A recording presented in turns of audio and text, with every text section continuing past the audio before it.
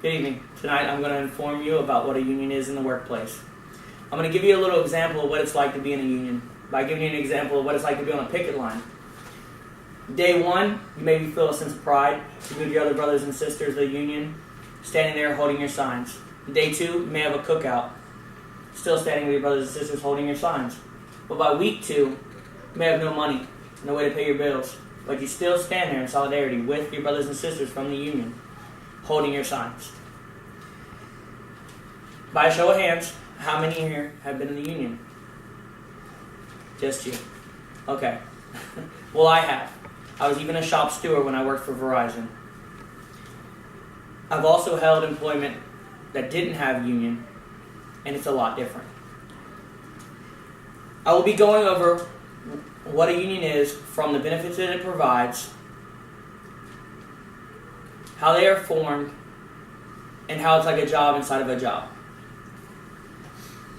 Many of you would rather not pay the union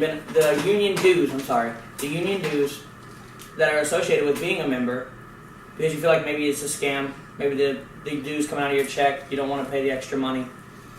But there's a reason why the money comes out. The union provides lots of benefits. It really does. According to unionplus.org, the biggest reason why people join the union is for fair treatment in the job. Okay? What that means is, like, if you're not in a union, your boss may like his son-in-law more than you. So he may give him more money, or he may give him more hours. But that's not fair treatment, even if he's not a better worker than you are. But the union members, they're all equal on the same level. Even if the guy's not as good as you that's working, he deserves the same pay as long as he's working hard. He might not be as fast or whatever the case is. And in the wages, people who are in the union, they make 30% more than those not in the union. And besides just the wages and the fair treatment, jobs that are unionized, they offer people vacation time. So you can get the holidays, like Christmas and Thanksgiving and whatnot, off. You also get sick time. If you wake up and you have the flu or a sore throat, you can call in without being reprimanded. And you can get paid for it, not just be off work, not just your job say, hey, stay home, but you don't miss out on the wages. After you put in 30 years of the job, you have retirement. The job will pay in so much, and that's because that's bargained for with the union. College reimbursement, so you can go to school and work. That's something else that the union works for to get people. So, now that you know the benefits of the union, I'm going to explain to you how the union is formed. Okay? Starting a union organization, it provides rewards, but it is complex and it requires effort. Okay? To start a union according to unions.org, okay, you have to have the majority of your job sign cards, okay, stating that they want to be a part of a union affiliated. Once half or more than half have signed the cards, then you can submit them to the National Labor Relations Board. And then what they do is they act as a committee to oversee a private ballot, okay? And if then again, the members of the job, the majority vote again to be a part of the union, then it's enacted. The union is created, okay? In addition to starting a union, there are elections held to determine offices, okay? Because you don't just have members of a union, you have to have people oversee them, like a president, a vice president, a treasurer, and a secretary, okay? Then those officers will select chief stewards, who are like what you compare a sheriff in the police department, okay? They're the head honchos out there in the field that run around in the different job sites and whatnot. And then they select shop stewards, okay? Those are like their deputies, okay? And they oversee other things like that at the shop to help them when they're not there. Now that you know the benefits and how the union is formed, I'm going to explain how the union is like a job inside of a job.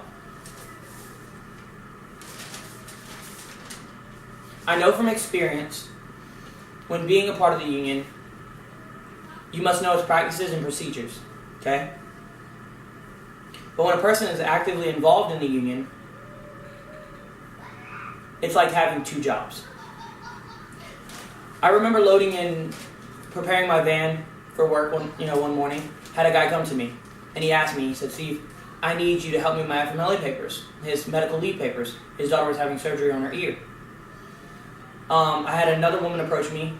She was a warehouse worker, and she explained to me that she felt that my supervisor was sexually harassing her, and that she needed to know the steps to go about filing a grievance against him for sexual harassment. Even though he was my supervisor, as a shop steward in the union, it was my job to advise her on what she had to do to go about it.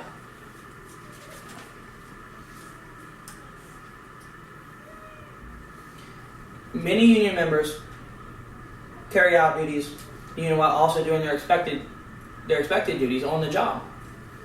They sit in on meetings, okay, between like your chief steward and your management.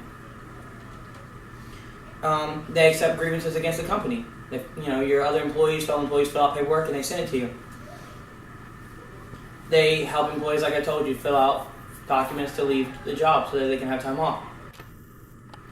They interview party members in disputes. So if, the management's having trouble, the employee's having trouble at the job, you interview them so you can get information on what's going on. They also take notes during the grievance process.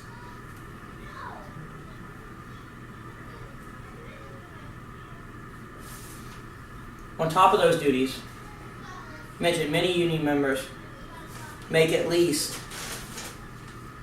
one monthly meeting and also comply with the union required training needed to be successful representative of the union on the job. In conclusion, I hope you all have a better understanding of what the union is on the job. The benefits, how it's like a job inside of a job, and how it's formed. I think with this understanding, you could agree that the AFL-CIO, that by joining together, you gain strength in numbers, and it gives a voice to the people who work.